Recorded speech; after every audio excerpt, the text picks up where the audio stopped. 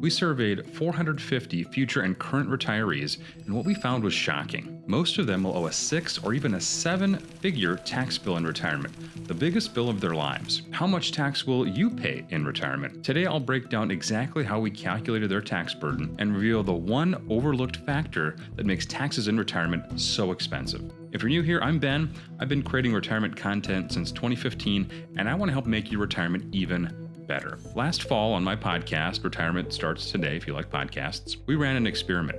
We asked our listeners to fill out a survey about their desired retirement income, and then we asked about their current savings. IRAs, Roth IRAs, brokerage accounts, pensions, what they expect to receive from Social Security, all the things that you might expect us to ask. Primarily, what we wanted to focus on was, what is your desired retirement income? The reason for this exercise was to gather some high-level information in order to model how much total income they would want or need in retirement. Then we want to total up that inflation-adjusted income, then assign some historic effective tax rates to that income. Now, we wanted to do this for our audience in order to bring some much-needed context to some of the tax planning topics that we discuss on the show. It's pretty difficult to know if it's worth it to do some of the seemingly small things in retirement planning. Things like qualified charitable distributions, small Roth conversions, tax gain harvesting.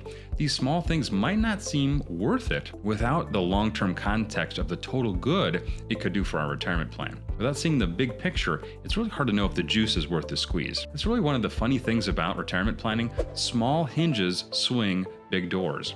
Seemingly little things done consistently and done over decades can have a massive impact in our retirement plans. And that concept is particularly true when we're talking about planning for taxes in retirement. But here's the real shocker. Even if you think you've accounted for taxes, there's one hidden factor that could make your tax bill significantly worse than expected. Most retirees underestimate the power of this factor until it's too late. I'll review what that is in just a moment, but first, I want to show you this case study and I want to dive into the data. Let's look at the spreadsheet. So here we are in our spreadsheet. We've got Jim and Pam Halpert. Now, of course, Jim and Pam are not real people. They work at a paper company in Scranton, Pennsylvania. If you watch The Office, you'll know that they're not real people. But all the data that we're looking at is actually based on real people. We surveyed 450 soon-to-be and currently retired people on our podcast. So we've got Jim and Pam Halpert here. They are currently retired. They're both 60 and currently retired. And probably the most important number, $10,000. What is your ideal monthly income? $10,000. We're kind of ignoring pre and post tax, just $10,000. What is the approximate value of your tax deferred portfolio? So of the 450 people that responded to our survey, the average tax deferred portfolio was $1.8 million. So that was the number that I wanted to focus on. We're going to film some videos in the future about that number specifically, but I wanted to use accurate data. We're going to focus more on that retirement income number, but just in case you're looking at 1.8 million and saying that's significantly more or significantly less than I have, try to look past that number for now. We're going to focus more on the monthly retirement income, but I just wanted to share where our average data came from. So we've got Jim and Pam here. They're both age 60. Tax deferred assets, we're mostly splitting it down the middle here. Jim has $1 million and Pam has $800,000, totaling 1.8 million in tax deferred assets. Again, that's the average number from our 450 survey respondents. And then the important number to determine our total retirement tax is $10,000 is their target monthly spending per month. And oh, look at this. They left us a nice note. It says, "We love your podcast. We've listened to all 400 episodes." That's a really nice thing for me to say about myself. But let's switch over to our graphs here. So all of the information is then pulled into this spreadsheet here. So when we calculate total retirement tax for Jim and Pam, our subjects here, what we're really looking at is $10,000 per month target monthly spending, growing at 3% annual inflation. Now, what does that really mean? Well, it means we're going to retire this month and we want to buy $10,000 worth of stuff per month. Now, for a few years into retirement, $10,000 won't buy as much stuff. That's how inflation works, right? We recognize that we need to grow that $10,000 a month every year. 3% is an okay historical average. Of course, if you've been paying attention to the financial news, we're significantly more than 3%. We've been significantly less than 3% in the past. So, we could argue if 3% is a good or bad number. We're going to focus on the historical averages for now. So $10,000 per month, that's going to look suspiciously like $120,000 per year. And God bless you, if you live long enough all the way until age 100, Jim and Pam take good care of themselves, so they're going to live a long time, but we're going to kill them off for this planet age 100. So believe it or not, just your inflation-adjusted $10,000. It's nothing fancy. That's no, big gifts to charity or kids or anything like that. It's just $10,000 a month, adjusted for inflation, just to buy the same amount of stuff. $10,000 a month we're going to need to have about $400,000 per year to buy $120,000 worth of stuff in 2025 dollars. And that's the biggest thing that people overlook when they try to calculate their taxes in retirement, is they are overlooking the fact that they may have to double or triple the amount that they take out of their investments just to keep that same purchasing power. So how much total tax will they pay over the course of their retirement? Well, the first thing we need to do is total up everything on this blue line. Now, if we total up everything on that blue line, we're going to get, drum roll please,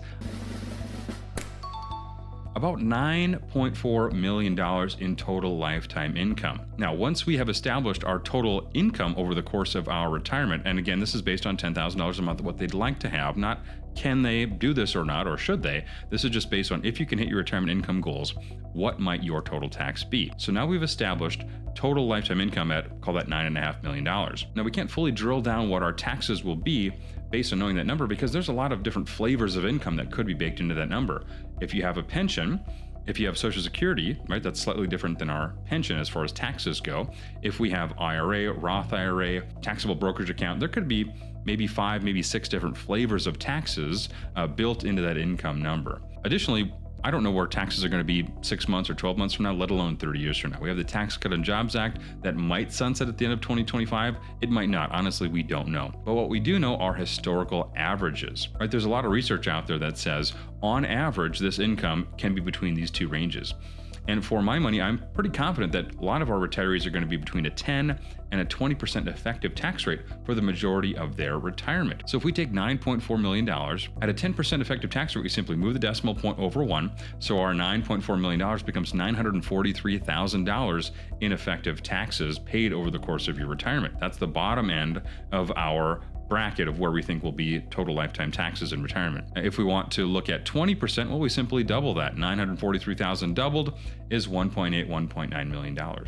So $10,000 a month, living for 40 years from 60 to 100, that is going to be about $9.4 million in total income, and somewhere between $1 million and $2 million in lifetime taxes if our spending keeps up with inflation and if historical rates stay between 10 and 20%. A lot of what ifs in there, but I think it's really important to give historical context to a lot of the topics that we talk about on the podcast and on this YouTube channel. Small hinges swing big doors, small Roth conversions, qualified charitable distributions if you like to give to charity, tax gain harvesting, maybe tax loss harvesting. I kind of prefer tax gain harvesting. Maybe doing things like big Roth conversions before RMD start and before Social Security kicks in. A lot of these things can move the needle significantly when it comes to our lifetime taxes, but if we significantly underestimate what our lifetime taxes will be, it might be easy to ignore 1 or 2 years of these small things. So small hinges swing big doors, little things done every single year is the best way to reduce this 6 or 7 figure tax bill that a lot of our listeners will be facing, anywhere from $1 million to $2 million on $10,000 a month of current retirement income. So ultimately, this is your money. You've got to decide if this is worth it to you. If you could reduce that $2 million tax bill by 1 or 2% over the course of your retirement, that's meaningful dollars. So it's up to you if you want to do small things every year, the small hinges that swing big doors, in order to reduce this lifetime tax bill. So if you're looking at the bottom of my spreadsheet, you'll see perfect RMD required minimum distribution. We're also going to do a video on that. We want to right size our RMDs, but that's not the video for this week. This week, we're just talking about the 6 or 7 figure tax bill and the one factor you might be ignoring, which is inflation. So that's what I got prepared for you this week. Hit like if you enjoyed this video. Feel free to share it with a friend, and I hope this was helpful for you having an even better retirement. We'll catch you in the next one.